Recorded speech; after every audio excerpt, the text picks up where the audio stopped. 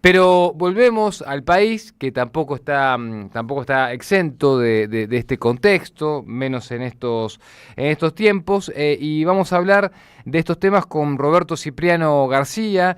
Roberto es abogado y psicólogo social del Centro de Estudios en Psicología Social de La Plata. Es integrante también de la Comisión por la Memoria de la provincia de Buenos Aires. Para que, por si alguno no lo saben, son muchas veces los que están en las movilizaciones importantes, vestidos de rojo, con casquito, con asistencia médica, por si hay alguien agredido o violentado en esas manifestaciones, y hacen un trabajo muy importante en términos institucionales en esos eventos puntuales, y después también, por supuesto, en el cotidiano y en el día a día, registrando todas las situaciones que pueden tener que ver con violar esos derechos humanos en nuestro país, que mucho nos costó conseguir.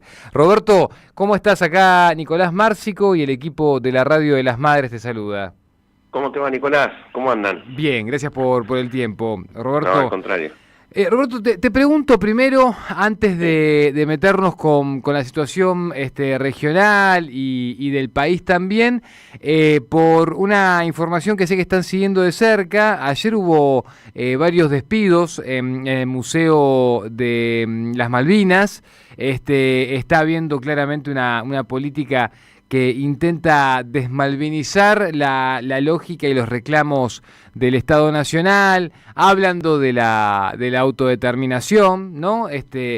Contradictorio, porque para el actual gobierno no hay autodeterminación para países como Venezuela, para que puedan resolver internamente sus problemas, pero sí lo hay para los kelpers en unas islas que fueron arrebatadas directamente. Bueno, nada, todo bastante difícil, y en el medio de eso despidos. Sí, sí, hay una disputa fuerte por el sentido de Malvinas y cómo se narra Malvinas, ¿no?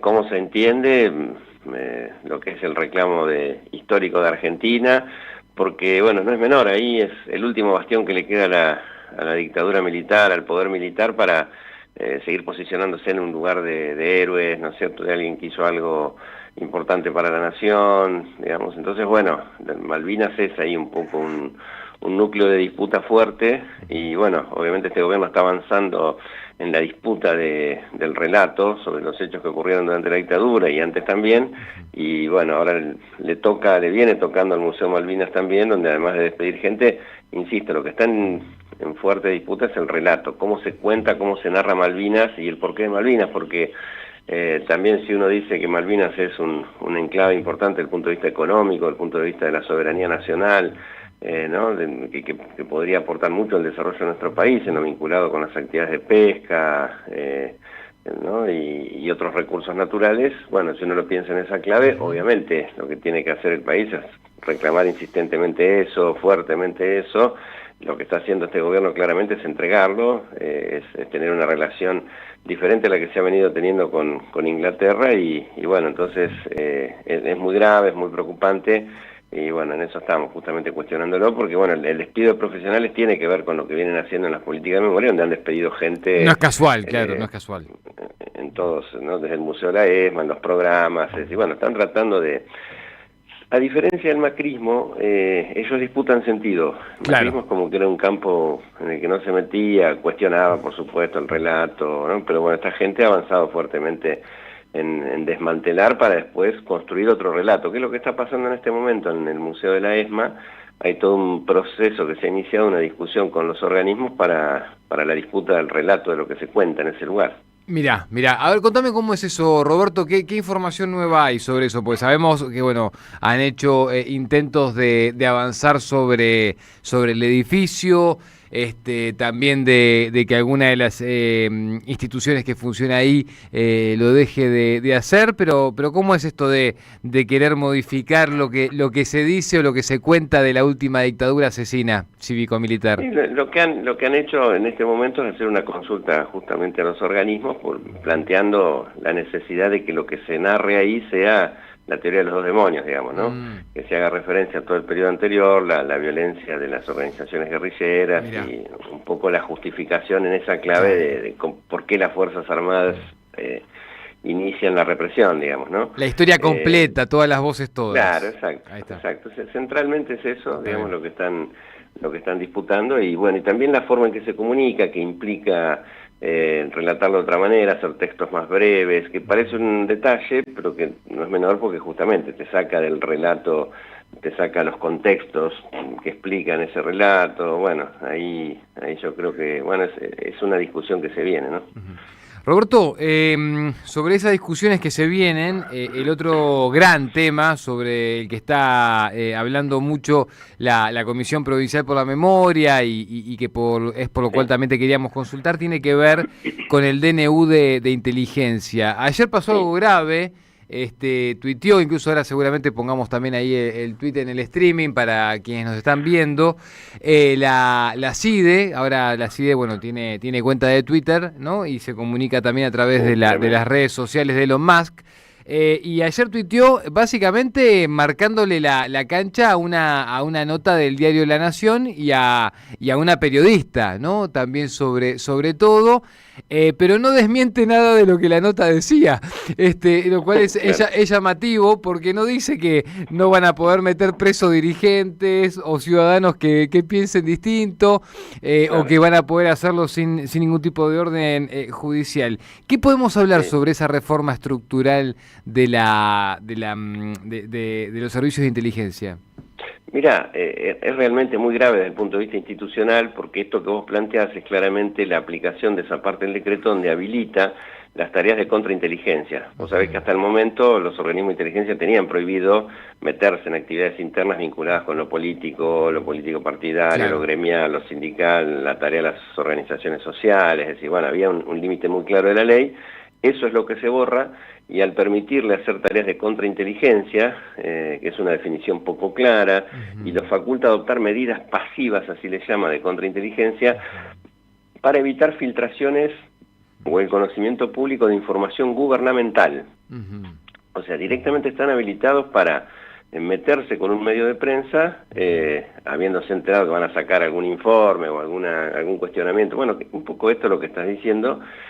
También tiene que ver con eso, y bueno, obviamente es claramente un avance a la libertad de expresión, claro, al derecho a la información, ¿no? Y lo que está anunciando es un escenario que, bueno, en esto que contás, que no lo había visto, la vigilancia sobre los periodistas o los medios de comunicación que investiguen hechos de corrupción, violación de derechos humanos, etcétera, ¿no? Todo lo que sea que se cuestiona al gobierno. Entonces, pero si a eso vos le sumás que además crea esto se ha mencionado de esta manera en estos días, una policía secreta, porque autoriza a los agentes de inteligencia a privar de libertad a personas sin orden judicial, sin control alguno, justamente durante el desarrollo de actividad de inteligencia, es el combo perfecto, porque lo que hace es, bueno, permitir que detengan personas, son personal sin uniforme, sin identificación, que las lleven a lugares que no se saben cuáles son, por el tiempo que no se sabe cuál es.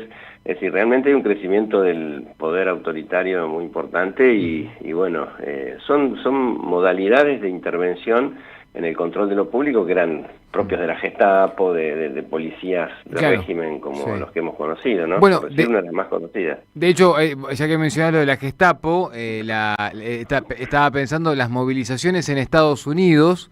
Se están realizando justamente con carteles y con acusaciones de que ICE migratorio, ¿no? Esta policía migratoria que está cebando bastante Donald Trump, justamente es la Gestapo de Donald Trump. Entonces digo, bueno, en un momento de tanto alineamiento, casi de estar subordinado a lo que digan en Estados Unidos, no llama la atención generar una Gestapo local, ¿no? Una Gestapo a la Argentina. Con eso, Roberto, lo que te pregunto es, y después las contradicciones, ¿no? Porque se está por un lado reclamando que se liberen presos políticos en Venezuela, pero se está generando todo el contexto para poder tenerlos acá. Es una cosa increíble. Increíble, sí. Pues. Y otra cosa muy grave es el tema de cómo vuelve a incluir a las Fuerzas Armadas en todo este sistema de inteligencia.